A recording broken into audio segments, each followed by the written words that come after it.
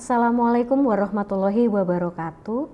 Shalom, Om Swastiastu, Namo Buddhaya, salam kebajikan. Perkenalkan, saya Tri Mulyani Sunarharum, dosen tetap di Program Studi Perencanaan Wilayah dan Kota, Departemen Teknik Arsitektur dan Perencanaan, Fakultas Teknik Universitas Gadjah Mada. Pada kesempatan ini, izinkan saya menjelaskan profil mata kuliah yang saya ampu, yaitu Perencanaan Sistem Infrastruktur Hijau. Mata kuliah ini merupakan mata kuliah wajib yang biasanya diikuti oleh mahasiswa semester 4 dengan bobot 2 SKS. Mata kuliah ini mengajarkan mahasiswa tentang pentingnya pembangunan yang masih memperhatikan alam dan bagaimana menjaga harmonisasi atau keseimbangan antara lahan terbangun yang akan dimanfaatkan oleh manusia dengan keanekaragaman hayati dan juga kelestarian alam. Dan mata kuliah ini juga akan sangat bermanfaat untuk menunjang keberlanjutan lingkungan di masa yang akan datang. Adapun pengampu dari mata kuliah ini ada 2 orang dosen.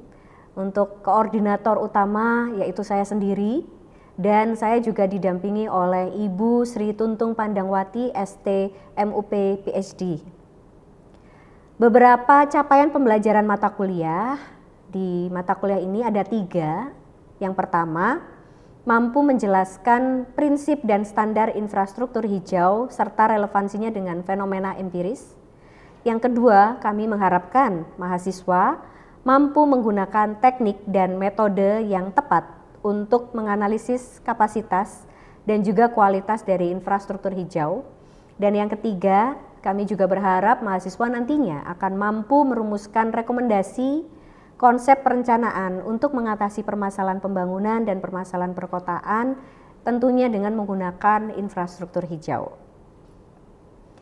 Untuk bisa menilai performa mahasiswa dan mengukur sejauh mana capaian pembelajaran mata kuliah ini didapatkan oleh mahasiswa, kami mengimplementasikan ada beberapa jenis evaluasi. Yang pertama, melalui tugas individu dengan bobot 10%, kemudian presentasi tugas kelompok dengan bobot 15%, ujian tengah semester secara tertulis dengan bobot 30%, tugas besar kelompok dengan bobot 30%, dan yang terakhir penilaian antar teman atau peer assessment di dalam pengerjaan tugas kelompok ini kami beri bobot 15%.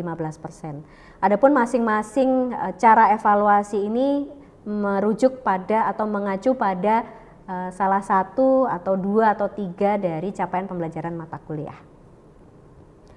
Untuk referensi yang digunakan di dalam mata kuliah ini ada beberapa referensi yang paling mutakhir. Beberapa diantaranya dari sumber buku secara ilmiah, ada juga dari jurnal-jurnal ilmiah yang terindeks Scopus. Beberapa diantaranya, yang pertama buku Green Infrastructure, Linking Landscapes and Communities. Ini diterbitkan oleh Island Press, ya, ditulis oleh Benedict dan juga McMahon tahun 2012.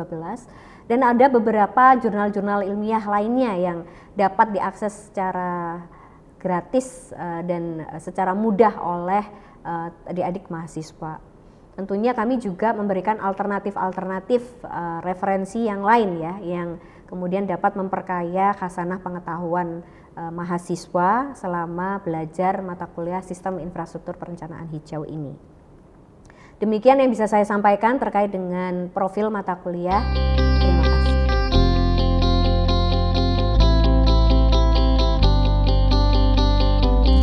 Assalamualaikum warahmatullahi wabarakatuh. Selamat siang teman-teman semuanya, apa kabar hari ini? Sehat? Alhamdulillah. Ya, teman-teman, ini adalah perkuliahan kita di minggu pertama, ya. Jadi di mata kuliah Perencanaan Sistem Infrastruktur Hijau ini saya akan menjelaskan kontrak kuliah, satuan ajaran pembelajaran untuk 1 semester nanti ke depan kira-kira seperti apa.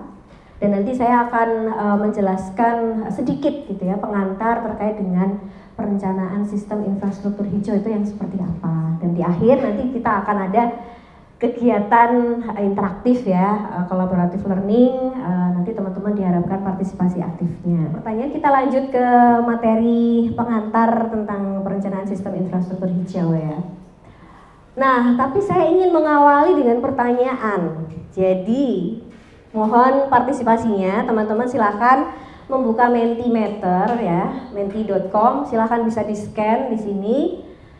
Tolong dijawab pertanyaan ini. Apa itu infrastruktur hijau? Dan apa yang teman-teman ketahui tentang infrastruktur hijau? Mungkin tidak usah terlalu panjang ya, singkat saja. Silahkan bisa dituliskan di sini. Baik, ini sudah ada 11 orang ya. Silahkan yang lainnya tetap berproses untuk mengisi. Terima kasih yang sudah mengisi. Ada beberapa yang menyampaikan terkait dengan nature based solutions, oke. Lingkungan. Nah, kemudian mempertimbangkan dimensi pembangunan dan ekologi, oke. Berorientasi pada lingkungan. Jadi beberapa menyampaikan terkait dengan lingkungan ya. Infrastruktur berbasis lingkungan, ramah lingkungan, berkelanjutan, infrastruktur yang mengedepankan nilai berkelanjutan, pembangunan infrastruktur mengedepankan aspek lingkungan dan sebagainya. Sustainable, oke. Mungkin saya akan memilih ya salah satu yang jawabannya lumayan panjang di sini. Infrastruktur hijau adalah sarana prasarana yang menunjang kehidupan makhluk hidup di sekitarnya yang terkait dengan alam. Ini boleh angkat tangan siapa tadi yang menjawab ini? Alasan sebenarnya infrastruktur hijau itu kalau dari yang saya jelaskan itu kayak semacam sarana prasarana yang mendukung kehidupan dari makhluk hidup di sekitarnya, terutama manusia sendiri, yang mana sarana prasarana tersebut itu berkait dengan alam atau lingkungan, misalnya seperti RTH, terus semacam hutan-hutan yang menunjang kehidupan untuk bernafas atau sebatas untuk menghirup udara segar dari masyarakat yang ada atau tinggal di sekitarnya. Mungkin seperti itu, Bu. Oke, terima kasih. Tepuk tangan dulu. Terima kasih jawabannya. Ya, sebenarnya secara garis besar sudah oke ya, teman-teman tadi menyampaikan. Tadi disampaikan bagaimana kemudian infrastruktur itu bisa juga memberikan manfaat begitu ya bagi alam gitu ya, bahkan bagi makhluk hidup begitu yang ada di sana. Dan di sini adalah salah satu definisi dari perencanaan dari infrastruktur hijau. Jadi tadi benar-benar pas begitu ya jawaban dari teman-teman begitu, mayoritas menyampaikan jawaban yang terkait dengan berbasis alam, kemudian sustainable, begitu ramah lingkungan dan lain sebagainya. Kalau kita lihat di sini infrastruktur hijau didefinisikan sebagai interconnected networks. Jadi dia ini tidak kemudian bisa dipandang secara parsial, ya. Meskipun mungkin kalau kita lihat ada reservoir, misalnya ada danau, itu kesannya seperti sendirian begitu ya. Tetapi dia ini masih bisa kemudian terhubung dengan network infrastruktur yang lainnya begitu. Jadi ketika kita bicara soal infrastruktur hijau, ini pasti tidak berdiri sendiri gitu. Jadi kita melihatnya sebagai satu sistem gitu ya. Entah itu berupa jalan air gitu ya, waterways atau wetland, atau habitat dari keanekaragaman hayati, atau yang lebih diperuntukkan untuk manusia ya, misalnya jalur-jalur untuk jalur hijau untuk mengurangi polusi di jalanan misalnya, taman-taman kota, hutan kota misalnya ya. Kemudian juga terkait dengan ruang-ruang publik begitu. Jadi memang bagaimana kemudian network ini tadi, infrastruktur yang kemudian mengarah ke bagaimana bisa memberikan ruang dan juga menjaga kualitas keanekaragaman hayati alam dan juga manusia, ini kemudian bisa ikut juga menjaga siklus air yang ada, misalnya dapat menjaga kualitas dari udara yang ada di situ, yang mana ini juga akan bisa berkontribusi terhadap kesehatan, ya, kesehatan kita, kesehatan perkotaannya, bahkan sampai ke kualitas hidup masyarakat yang tinggal di kota dan wilayah. Gitu. Kemudian ini mungkin ada video ya yang akan saya tayangkan sekilas tentang green infrastructure.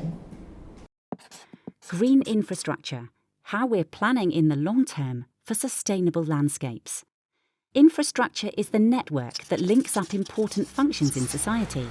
It is anything from roads, water and drains to hospitals and grocery stores. This kind of structure and network also exists in nature, where it is known as green infrastructure.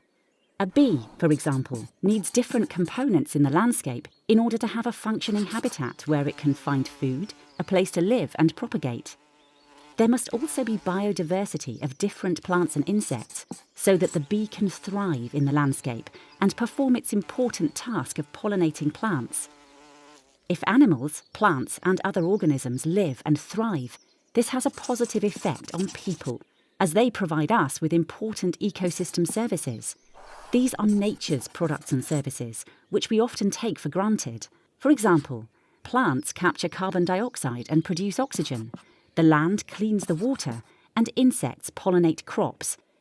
Not to mention all the activities we enjoy in nature, such as picking berries and mushrooms, fishing, canoeing, and walking. Species and ecosystems often depend on each other in order to be able to survive and function.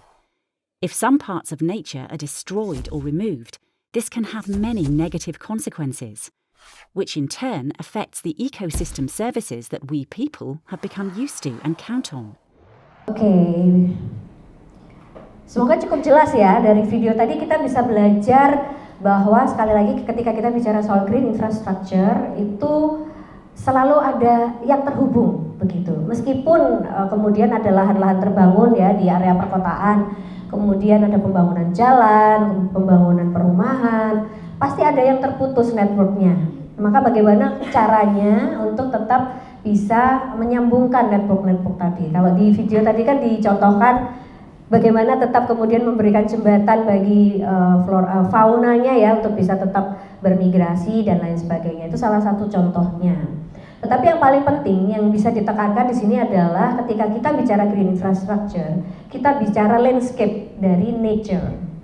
Jadi kita melihatnya secara utuh begitu ya. Jadi tidak kemudian terbagi-bagi begitu. Bagaimana hubungan antara misalnya hulu dengan tengah dan hilir misalnya.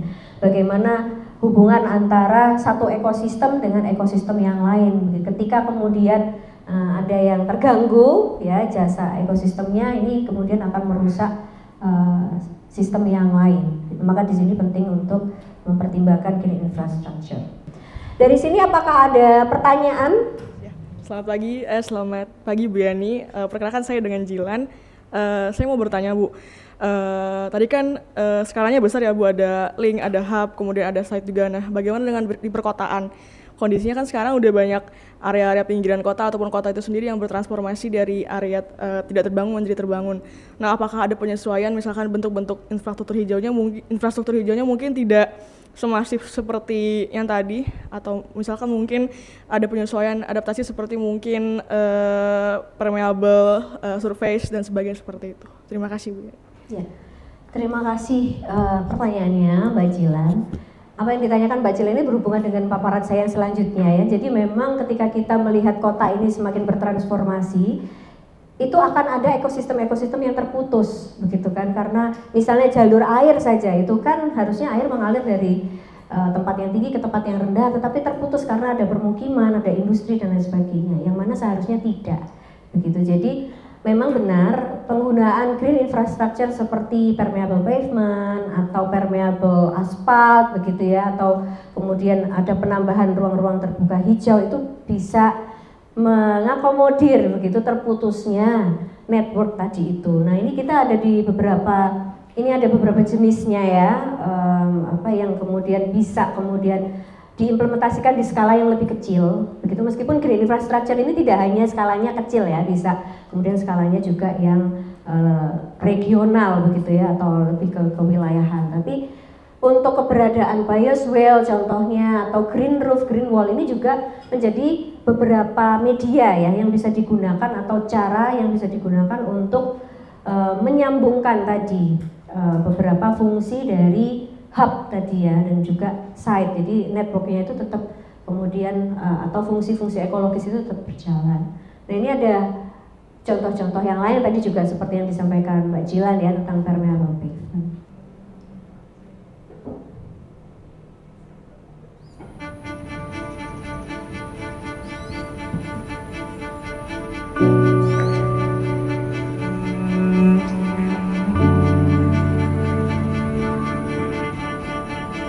Jadi ini adalah contoh penerapan dari green infrastructure yang ada di Singapura ya.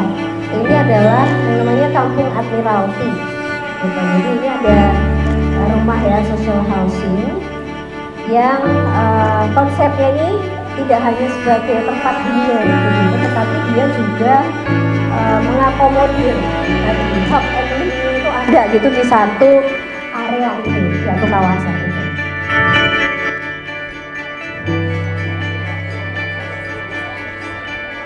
Dia juga bisa berfungsi sebagai, ada beberapa ruangan ya atau space itu yang kemudian difungsikan sebagai open space untuk masyarakatnya itu bisa kemudian makan di sana, senam tadi ya, bersosialisasi, kemudian ini tempat tinggalnya ya, gambarannya seperti ini.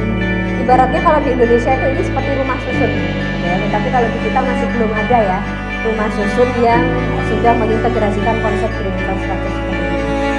Nah, mereka juga memperhatikan landscape nature-nya, meskipun itu di gedung bertingkat, tetapi bagaimana masyarakat itu ketika membuka pintu atau berkegiatan tetap bisa melihat area hijau. Jadi ada taman di antara gedung-gedung itu. Di beberapa lantai itu kemudian ini bisa dilihat ya. Di sini bisa kita lihat, di sini ada taman-taman seperti mini hutan kota gitu ya, mini taman kota, ada playground-nya juga. Jadi ini bisa tidak sekedar tadi ya menjaga kualitas udaranya ya, atau kualitas air dan sebagainya, tetapi juga bisa meningkatkan kesehatan mental, kesehatan dari masyarakat yang tinggal di sini. Oke, dari sini kita lanjut ke pertanyaan. Masih ada pertanyaan terkait dengan contoh-contoh ini? Kalau sudah jelas kira-kira apa yang saya sampaikan? Oke, kalau sudah jelas kita lanjut ke kegiatan kelompok ya. Nah, semangat dong semuanya. Oke, jadi mungkin di sini saya jelaskan ya, teman-teman silahkan kelompoknya satu deret ini ya. Mungkin kita bagi jadi 4 kelompok ya. Jadi 1, 2, 3, 4 kelompok. Nah silahkan nanti kalau mau mengadjust posisi teman-teman bisa berdiri gitu, nggak apa-apa ya, nggak masalah. Nanti masing-masing kelompok silahkan mengidentifikasikan infrastruktur hijau di salah satu kota atau ya terserah ya, atau mungkin mau melihat best practice tidak yang di kotanya, atau mungkin cuman di satu kawasan boleh juga, seperti tadi kan misalnya Kampung Admiralty di Singapura nih gitu kan. Nah, monggo mau berupa kotanya satu kota atau fasilitas tertentu di kota tersebut gitu, entah itu di Indonesia atau di luar negeri ya, terserah, silakan diidentifikasikan. Boleh menggunakan sumber-sumber begitu ya, mau pakai AI juga boleh. Kemudian harus disertai jenisnya itu jenis apa, kelebihannya itu apa, jangan yang umum ya, jangan hanya sekedar bioswale, oke. Kemudian jangan hanya sekedar permeable pavement, tetapi apa nih kira-kira yang unik seperti Kampung Admiralty tadi ini, gitu. Kemudian fungsi dan manfaatnya apa kira-kira. Nah itu silahkan teman-teman nanti menuliskan, jadi masing-masing anggota kelompok boleh berkontribusi ya, nanti dituliskan, tulisnya pakai huruf kapital dengan menggunakan spidol ya. Jadi huruf kapital yang agak besar ya, nanti ketika ditempel supaya terlihat dengan jelas. Nah, nanti silahkan hasilnya itu ditempelkan begitu. Teman-teman juga boleh mengklasterkan, misalnya ini yang terkait dengan air, misalnya ada yang terkait dengan hal yang lain atau keanekaragaman hayati boleh juga begitu. Jadi silahkan diskusikan, saya berikan waktu ya sekitar 15 menit, silahkan dimanfaatkan waktunya. Nanti mungkin salah satu kelompok boleh share hasilnya ke depan kelas. Sudah jelas instruksinya? Oke, terima kasih. Sekarang kita berkegiatan ya.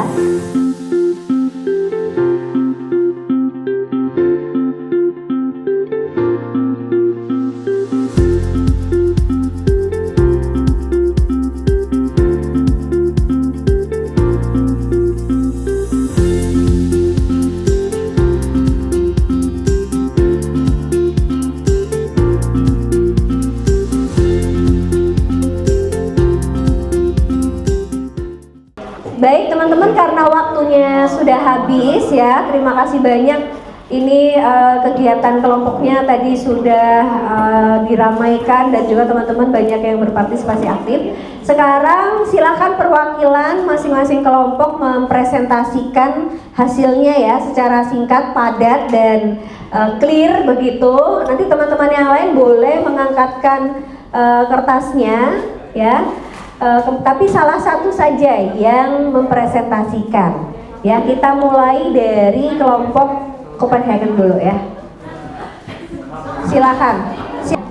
Oke, selamat sore teman-teman sekalian semua. Kami dari kelompok Copenhagen yang beranggotakan Hakim, Jovan, Raisa, Umay, Puel, Sabil dan Kevin Dix.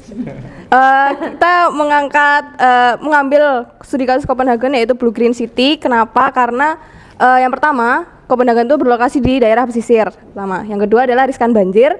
Yang ketiga, kondisi existingnya punya jaringan kanal yang luas dan tersebar dan diperlukan pengelolaan limpasan air hujan yang baik. Jadi blue green di sini maksudnya adalah blue itu kondisi existingnya yang dia banyak airnya, green itu untuk mengintervensi kondisi existing tersebut. Jadi pemerintahnya mewujudkan green roof serta mereka juga punya ambisi yaitu tahun 2025 mereka pengen jadi kota karbon netral. Terus kemudian yang istimewanya lagi adalah Copenhagen ini mempunyai pendekatan kolaboratif. Jadi mereka melibatkan pemerintah, arsitek, masyarakat dan sekaligus sektor swasta. Annyeonghaseyo. Jadi kami mengambil green infrastructure-nya Sungai Cheonggyecheon. Ini dulunya adalah sungai yang kumuh di tahun ketika 1900-an dan sempat pemerintah itu membangun jembatan layang untuk menyelesaikan permasalahan yang ada sebelumnya. Namun ternyata pemerintah akhirnya memutuskan kembali untuk menormalisasikan lagi, mengubahnya untuk menjadi bentukan sebelumnya yaitu sungai. Dan ternyata dampaknya itu jauh lebih dari yang diharapkan. Mungkin kalau dari jenis dari green infrastructure-nya ini lebih menekankan pada koridor, green corridor begitu Bu. Dan bisa dibilang juga sungai ini juga menjadi penghubung antara daerah di utara dan selatan sungai atau di daerah seberang sungainya sehingga terciptanya koneksi antara kedua daerah tersebut karena sungai ini terrevitalisasi dengan baik, itu juga menciptakan perkotaan yang lebih hijau, inklusif saat ini. Kurang lebihnya seperti itu. Terima kasih, tepuk tangan dulu buat kelompok. Jadi kami dari kelompok Koridor Rimba. Aua, aua, aua. Untuk selanjutnya, perkenalkan kami dari Koridor Rimba. Selanjutnya akan dijelaskan oleh Mbak Andini. Silakan. Oke, jadi dari tim kami menganalisis di Koridor Rimba yang ada di Sumatera, yakni lebih tepatnya di Riau, Jambi, dan Sumatera Barat. Jadi koridor rimba ini adalah koridor ekosistem yang bertujuan untuk menyatukan fragmentasi hutan-hutan yang ada di Sumatera. Nah, lebih tepatnya adalah meningkatkan konektivitas hutan dan ekosistem di Sumatera ini dengan tujuan utamanya adalah investasi dalam modal alam, pengurangan emisi berbasis alam, kemudian ada juga konservasi keanekaragaman hayati. Masalah-masalah yang ada di koridor rimba ini beberapa di antaranya adalah fragmentasi habitat, adanya juga minimnya skema kolaborasi dan deforestasi dan degradasi hutan, serta kurangnya adaptasi pembangunan berkelanjutan. Nah, dari pemerintah sendiri kemudian menerapkan beberapa solusi nih. Solusinya itu adalah konservasi modal alam, kemudian ada juga peningkatan konektivitas ekosistem, terus dan yang terakhir ada, mohon maaf nggak kelihatan, nah pemberdayaan pemangku kepentingan untuk mengelolanya. Nah, sementara link itu ada pula jalan tol hijau yang dinamanya itu Bukit Batabu, tapi lokasinya itu ada di Taman Nasional Bukit 30 Berbat. Ini untuk menjadi jalan tol bukan manusia, tapi jalan tol buat hewan biar bisa tetap bergerak sebagaimana bebas mereka. Kemudian ada juga Tahura Taha Sarifudin, yang mana ini adalah koridor juga yang menghubungkan agar sehingga harimau, jerapah, dan berbagai hewan lainnya bisa terus bergerak secara bebas. Demikian yang dapat kami sampaikan, terima kasih. Oke, selamat siang teman-teman dan Bu Yani. Baik, perkenalkan kami dari kelompok baris paling depan, ada saya Jilan. Audley, Ajeng. Nah, kemudian kita membawakan topik mengenai kota apa, Audley? Sunset. Betul sekali. Kita punya jargon ya teman-teman seperti yang lain juga. Nggak mau kalah dengan awa-awa tadi. Yang malu ya Allah. Ayo, ayo. 1, 2, 3. Gini ya. Iya, iya. Sen, oger.